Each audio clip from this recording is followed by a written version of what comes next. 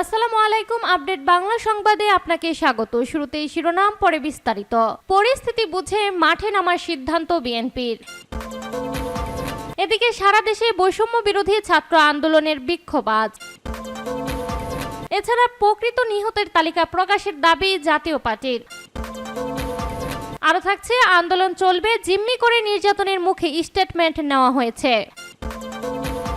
এবং সর্বশেষ জানিয়ে দেব, নিহতদের তালিকা প্রকাশের দাবি বিভিন্ন রাজনৈতিক দলের। শিরোনাম শুনছিলেন, এবার বিস্তারিত। তার আগে ভিডিওটিতে একটি লাইক, কমেন্ট, শেয়ার করে সবাইকে দেখার সুযোগ করে দিতে বিশেষ অনুরোধ রইল। পরিস্থিতি বুঝে মাঠে নামার সিদ্ধান্ত বিএনপির। দেশের সার্বিক পরিস্থিতি পর্যবেক্ষণ করে সরকার বিরোধী আন্দোলনে যেতে চায় বিএনপি। কোটা সংস্কার আন্দোলনকে কেন্দ্র করে উদ্ধত পরিস্থিতি সামনে রেখেই ঘুরে দাঁড়াতে চায় দলটি। একই সঙ্গে চলমান আন্দোলনকে ঘিরে হতাহত সাধারণ ছাত্র জনতা ও গ্রেপ্তারকৃতদের সার্বিক তথ্য উপাত্ত দেশ এবং বিদেশ থেকে বিভিন্ন মাধ্যমে সংগ্রহ করেছে বিএনপি। কোটা আন্দোলনকে ঘিরে সৃষ্ট ঘটনা প্রবাহের পূর্ণাঙ্গ তথ্য সংবলিত প্রতিবেদন জাতিসংঘ গুরুত্বপূর্ণ দেশ ও সংস্থার কাছে পাঠানোর সিদ্ধান্ত নিয়েছে বিরোধী দলটি। বিএনপির মহাসচিব মির্জা ফখরুল ইসলাম আলমগীর বলেন, সরকার ইন্টারনেট যোগাযোগ বন্ধ করে রাখায় দেশের সবকিছু বিচ্ছিন্ন ছিল।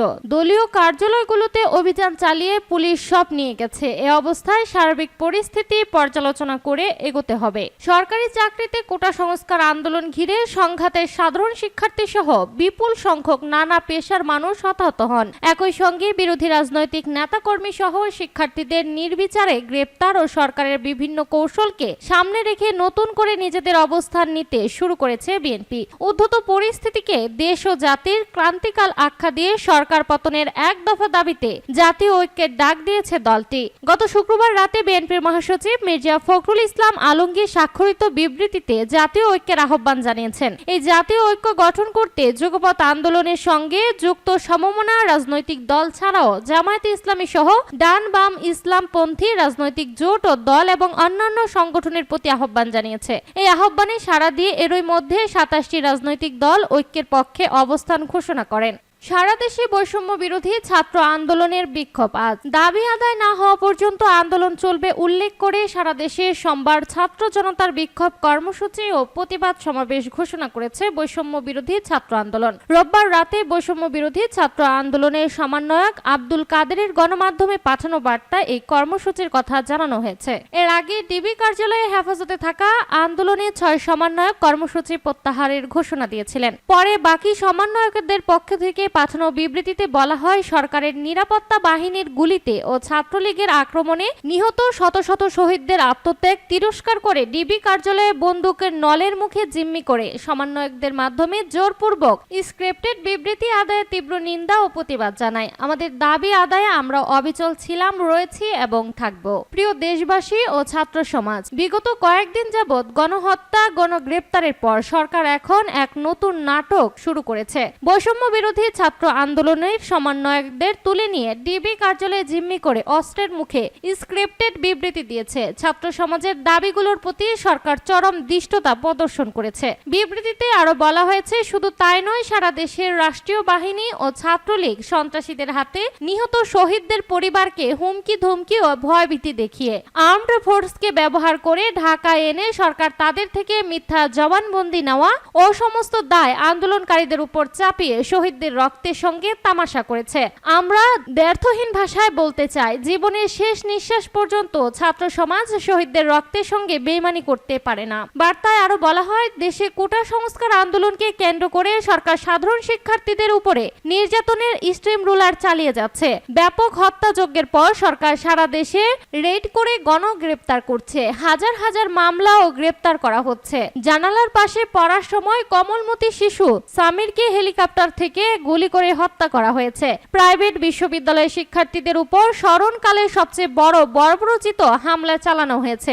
এমনকি স্কুল ও কলেজের কোমলমতি শিক্ষার্থীদের উপর ন্যাক্কারজনক হামলা চালিয়ে অসংখ্য শিক্ষার্থীকে আহত ও শহীদ করা হয়েছে। এ অবস্থায় আমরা কঠোর ভাষায় বলতে চাই, আমাদের দাবি আদায় না হওয়া পূর্ব পর্যন্ত ছাত্র সমাজের আন্দোলন চলবে। আর সোমবার সারা দেশে ছাত্র জনতার বিক্ষোভ কর্মসূচি এবং প্রতিবাদ সমাবেশ। আমাদের দাবির আদায়ের সঙ্গে একাত্মতা ঘোষণা করতে বাংলাদেশের সব নাগরিককে অনুরোধ করছি।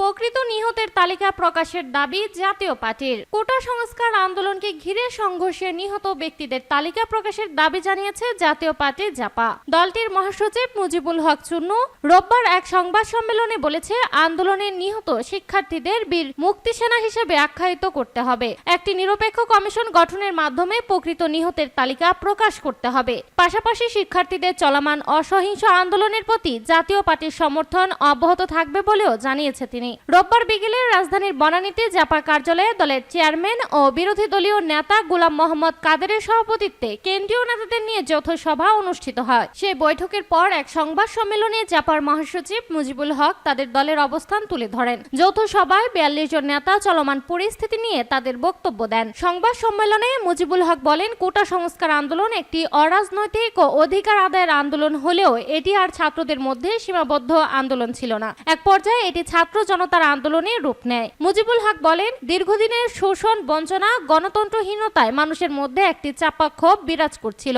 শিক্ষার্থীদের অসহিংস আন্দোলনের উপর অত্যাচার শুরুর পর থেকে তাদের রক্ষা করার জন্য জনগণও তাদের সঙ্গে নেমে পড়ে। ছাত্রদের উপর নিষ্ঠুর নির্যাতন, অসংখ্য ছাত্রকে হত্যা করা হয়েছে, আহত করা হয়েছে তার চেয়ে অনেক বেশি। এমন স্বতঃস্ফূর্ত আন্দোলন আমরা অতীতে দেখিনি।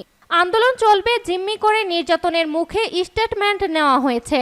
বৈষম্য বিরোধী ছাত্র আন্দোলনে 6 সমন্বয়ককে জিম্মি করে নির্যাতনের মুখে আন্দোলন বন্ধের স্টেটমেন্ট নেওয়া হয়েছে বলে মন্তব্য করেছে বৈষম্য বিরোধী ছাত্র আন্দোলনের এক অংশ।